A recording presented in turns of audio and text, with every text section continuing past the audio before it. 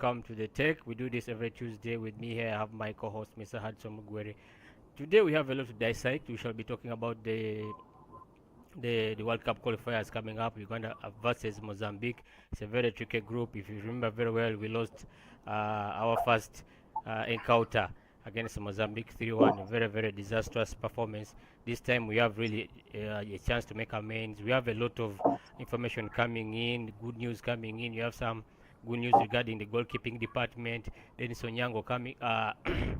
Being called up, and also Salim Jamal. I remember very well, Mr. Hudson here very well. You were giving your take, and you mentioned that the federation should come in terms with these players and call Salim back, especially Salim. What do you make of this squad that was called up? We have 11 Chan players in there. I'll be mentioning them, but first give me your view or your general view over this. Actually, it was Onyango's terms and conditions for Jamal to come back into the national team, so that the federation was on good terms with him. Onyango told them one thing: if I'm to come back on the team, Jamal has to come back on the team. They had no option. They had to bring back the guy because he knows the right keeper to be on that national team is supposed to be Jamal. Salim Jamal, no one else. Supposed to be the number one keeper of the Cranes. So as a senior experienced player who knows, who wants the good, like this country to be the good hands, those are the guys. If you call me, Jamal has to come back. And I'm happy both of them are back into the national team. And let's hope for the best against our opponents on Friday. Yeah, interesting. Also, in that squad, the initial squad that was named, we noticed that Kaido Wucho and Stephen Mkwala were not called. Then later they were missing in there, and if you heard very well, the press conference of Paul Put, he talked about fitness, match fitness. He doesn't have a club. Then he mentioned that the player recently just signed in Tanzania. What did you make of this change? I don't know, really. It rarely happens that. But Go on. But sometimes our coach is a joker. I'm sorry to say this. Sometimes our coach is a joker. That's why if he has to talk to the media, because he has speaking, the players have been on a break. They haven't been playing active football. All clubs have been on a break. He has been working out in Ginger with different clubs. Not that he has been seated at home. He has been working out. You're saying match fitness, but are the players been active apart from the Chad players? Which other players have been playing league football? The leagues have been on a break. They've just started off recently. Yeah. What next? He sees that what he did was bad. He had to call back the guy. Yeah. And I was like, okay, I'm happy. The guy is back into the team. Yeah, interesting. We hope. If you're looking at the setup in the midfield, we had actually initially we had two defensive midfielders. We had Serenjoji in there, and also Sechiganda. But later on, he had the addition of Kalido Wucho. Yeah, Kalido Wucho. Okay, Enoch Sevagala was left out. Would we be really confident and saying that now our midfield really is compact and we have enough options in the midfield? Yeah, even Watambala in there, you get. And the setup, I don't know. Yeah, he's on the team. He's in there. How do you look team, at of course, apart from Samakula Kenneth? Apart from Samakula Kenneth,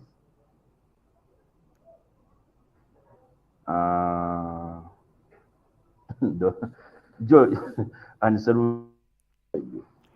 Yeah, so who's the number 8 of the team? The number 8. That's a very tricky position. I wanted you to really dissect. Remember, we had Watambala perform very well in there, in Chan. Allan Okello wasn't really settled so much in the midfield. They used him as a dynamic player in the front.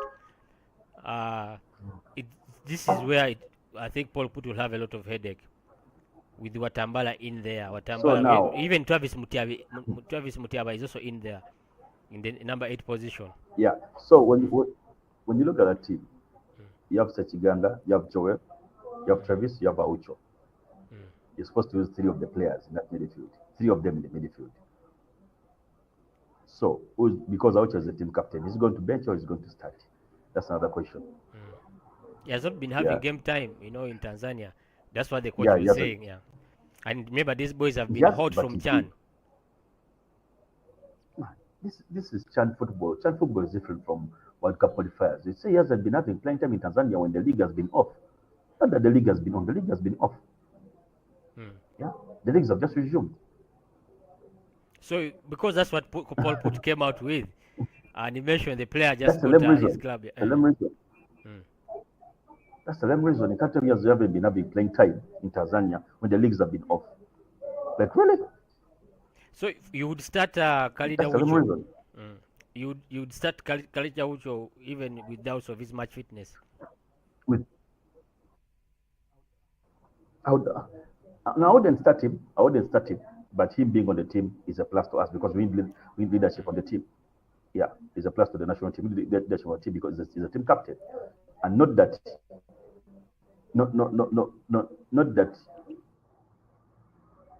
the league has been active. No, leagues haven't been active. Even our Uganda Premier League is not yet active. Apart from the tournament we played, apart from the Super 8 guys are playing, which I think have they been doing here? You understand? Yeah, that is it. Yeah. Yeah. Absolutely. So then also we have Uche Muwiru. You've always been talking about that player. He doesn't show up. This time he has showed up. The little video that I've seen of him, the man is so confident. The man is confident because he knows what he's going to do on the pitch. He's confident because I'm sure you saw the guys. His body itself makes you be like, what? This guy is supposed to start ahead of anyone else. He's going to bully defenders. Yeah, that's the first thing you think about. Be like, man, the guy's body itself. You be like, wow, this guy has to start. He has to be a starter on the team.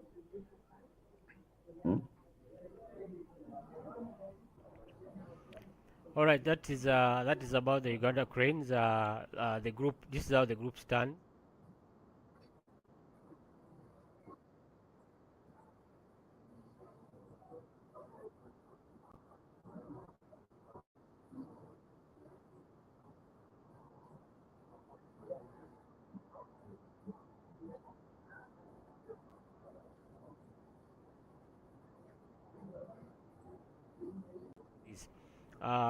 I want to talk about transfers, especially Allan Okello.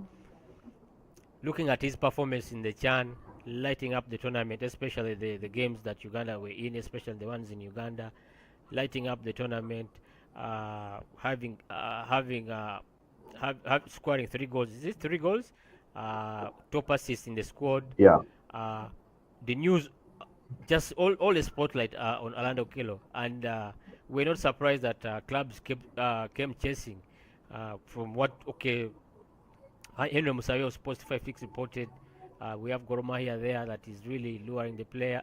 We have AFC Leopards, we have Pirates of Egypt also in there, and I'm sure even Vipers would want to renew it, to really extend his contract. Looking at where Allan Okello came from KCC, a young player going to Paradu, a very tricky switch. Stayed there for 2 seasons, returned to KCCA. Maybe there was some fatigue with the 2 leagues. He scored, I think, five goals, and maybe 5 goals and 8 assists, if my stats are really correct. Then Vipers comes in and buys him. I looked at the transfer history. Vipers picks him from Paradu. That means KCC also had the chance to sign him, but they passed on him. Then Vipers went in. I think it shows it's a free transfer, but I'm sure they negotiated some terms. Now he comes back to Vipers. He lights up the league the way you've seen. These are the teams that are chasing him. What is his best options? There's also Antwerp from Belgium.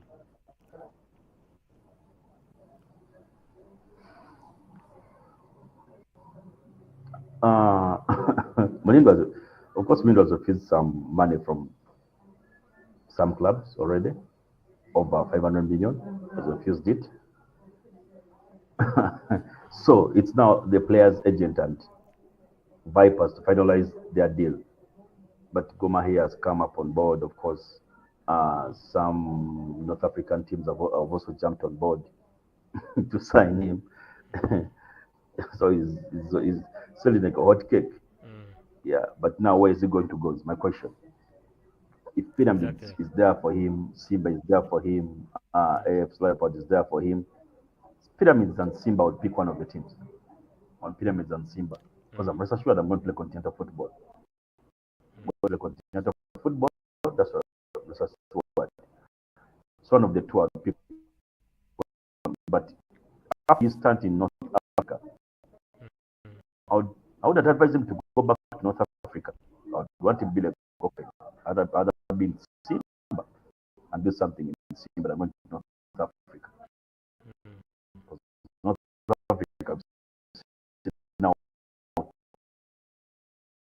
players have struggled in North Africa. Uganda players have struggled in North Africa. They really struggle in North Africa. Yeah. That's a check.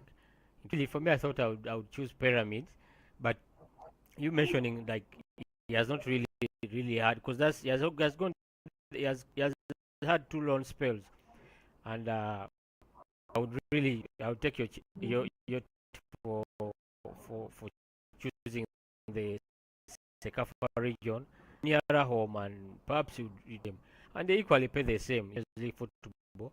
Though with Pyramids, the champions of might be playing the club, and maybe now I would really choose Muhammad Shaban. We really covered Muhammad Shaban coming back from Rajakas. That he at his lowest when he had to go back to Nduparaka, then like joining KCCA, and whenever big when somebody comes when he does something good and the big bugs come in, this guy was not really try to hesitate. He was asking. Who knows? Mm, He's don't have a plan mm, because money, they have more money and money. Of course, the theory, I think, on them. What what they million? Yeah. go. Yeah, right, man. He knows I'll give you the goals you need. you know, I was listening to some show recently, and they told me someone who's built 23 years, even if he's a free agent like Osama Arafat, even if he's a free agent, yeah, and a team comes for him, Osama Arafat, a team comes for him, like let me say Vipers. Vipers is supposed to pay 10,000 US dollars to KCC. That is training money. So that's around 500, like around 300 million to KCC. Even if he's a free agent, as long as he's below 23 years of age. So Viper, that's why you see Usama right now doesn't.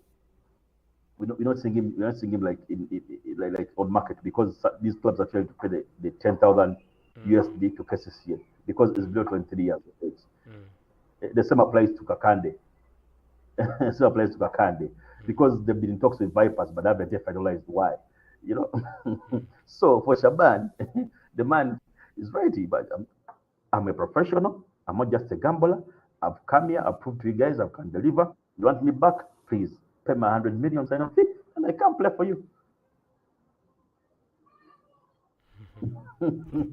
He's one hell of a player in Uganda, who knows what we call money, and he knows he's like my talent. I have to make sure I get my money. You want to go to these small teams. You go to a good team. He's like, because of my talent, I'm here and I'll deliver for you, and he delivers. We saw him at KCCA, what he did, he delivered. Then he went out professionally. Now they wanted him back. He told them 100 million, they're not willing to pay. But KCCA got money from him. KCCA got money from him when they were signing him. No.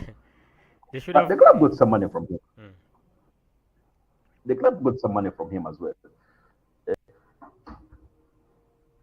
So now here, Gormaya gets him. So at the end, Mm. mm-hmm.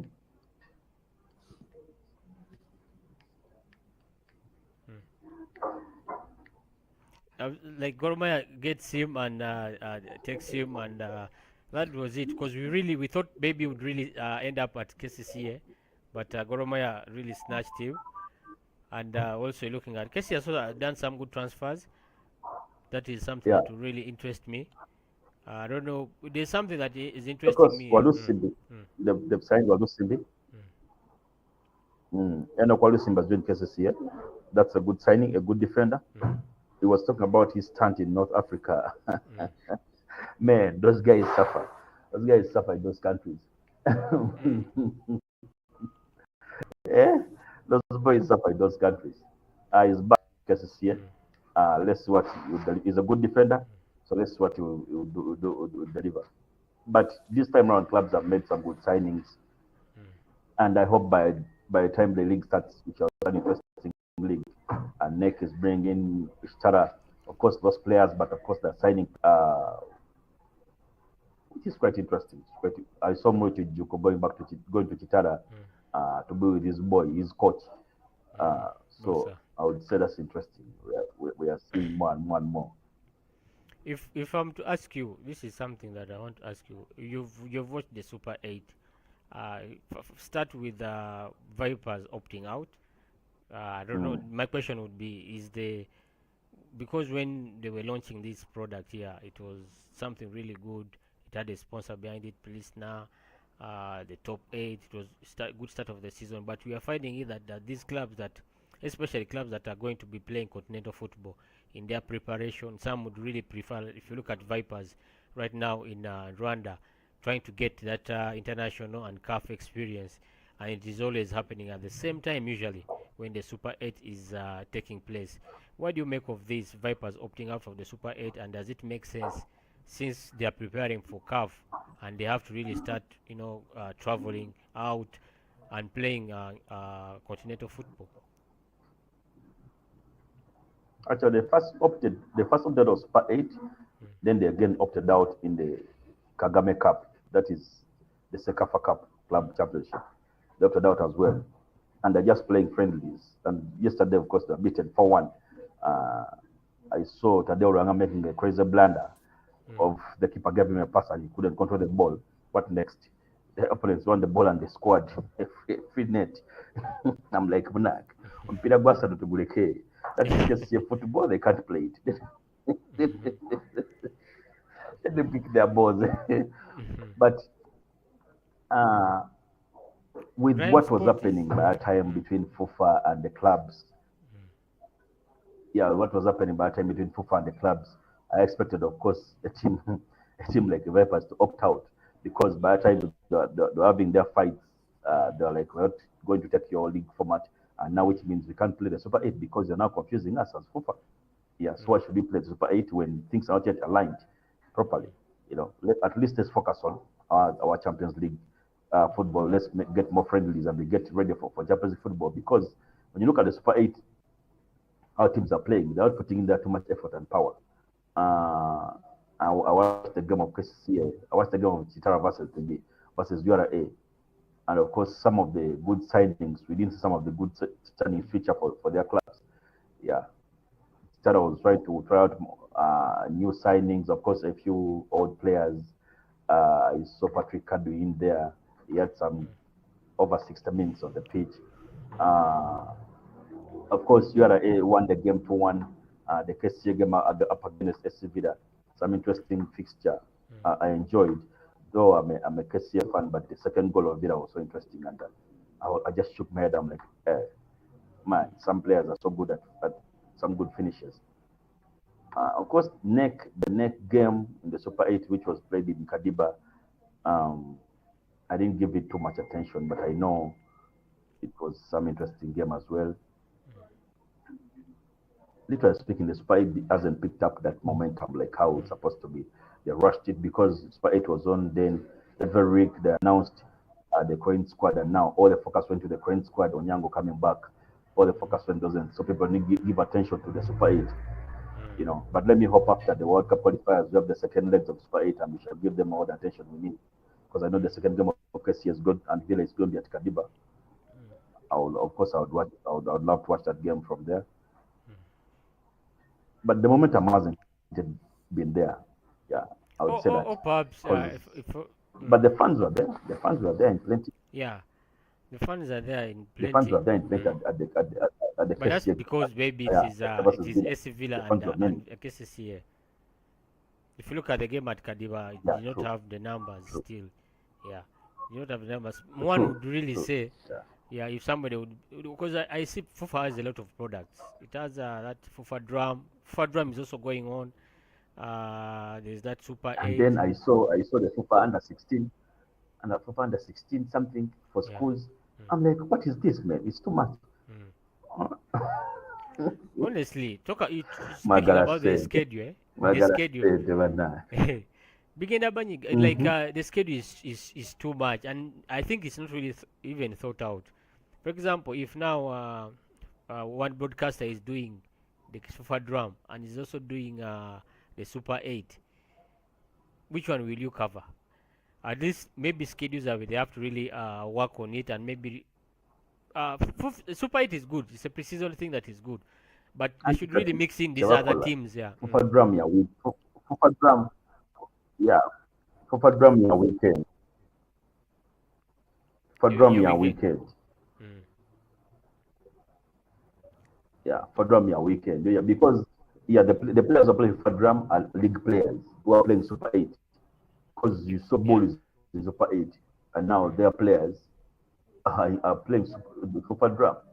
mm, Tibita who scored in the Super drum mm, is also playing for ball in the Super 8. mm. Yeah. A lot of schedule, especially for the players. Then there's something I just wanted to speak about. I want to just give credit to. There's something I'm also noticing with the South Sudan League. It's the league that started jokingly, but I'm getting a lot of. I'm hearing some notable transfers. Like there's this player here called Jesse Were. A lot of some people might really know Jesse Were, former Zesco player. I think played for Tusker, played for the national team in Kenya, and these are really good players that are going. Even Mugabe going to the South Sudan League. It's something that has really interested me. I'll keep an eye on that. I'll try to follow up the South Sudan League. Then yeah, then we move to basketball, the NBL playoffs. There's a lot that has been happening in the basketball scene.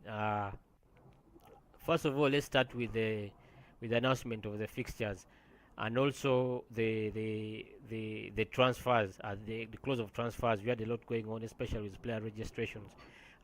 What do you have from your end, Mr. Hudson, regarding the NBL playoffs?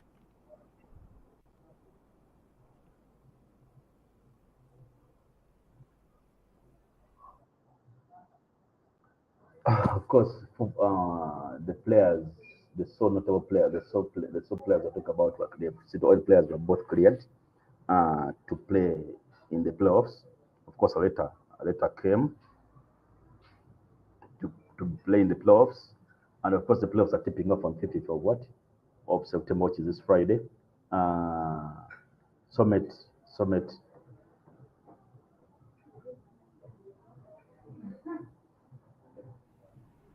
Wait a minute. Yeah, take your time. Okay,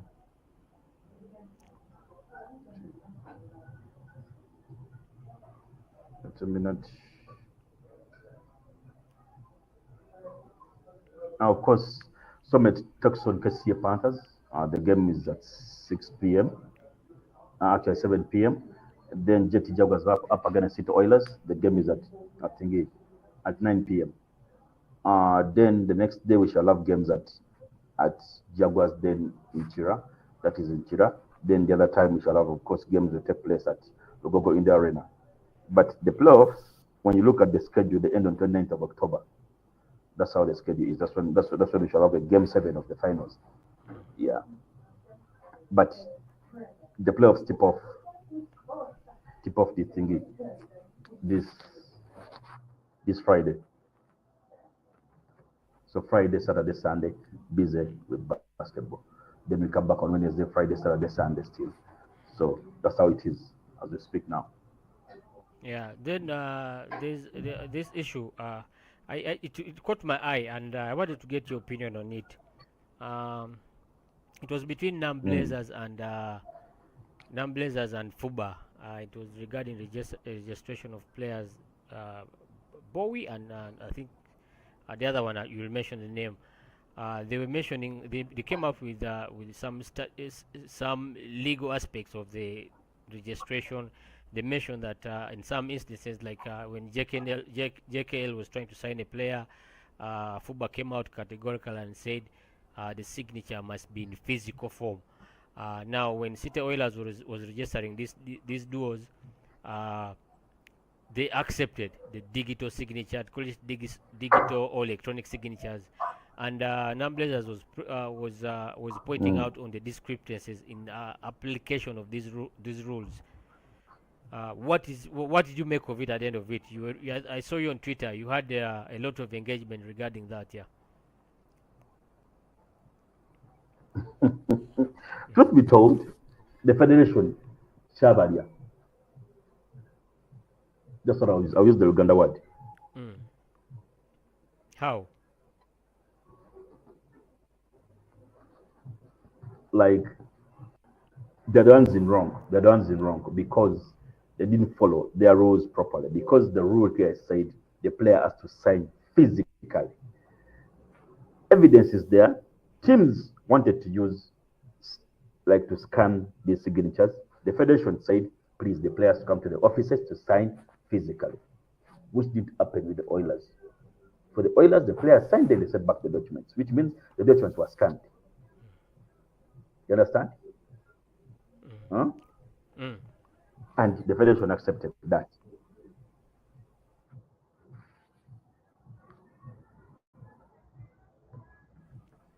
So, okay.